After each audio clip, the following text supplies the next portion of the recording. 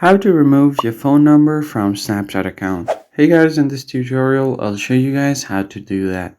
So the first thing you're gonna have to do is open up your Snapchat, and then from here you're gonna have to access your profile icon. Just tap on it on the top left. Now just head over to the settings menu at the top right corner of your screen. And right here below your name and username, you'll have your birthday and then your phone number added. So what you're gonna have to do simply is just tap on the mobile number option. And as you guys can see here, there is no option to remove your phone number. You can only change it.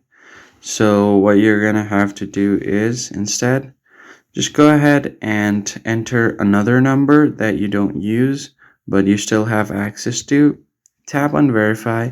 And if the phone number is valid, then it will send you an OTP to your phone number.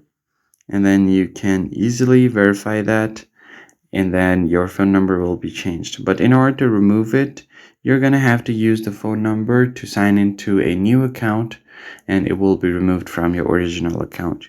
That's pretty much it, guys. I hope this tutorial was helpful. I'll catch you guys on the next one.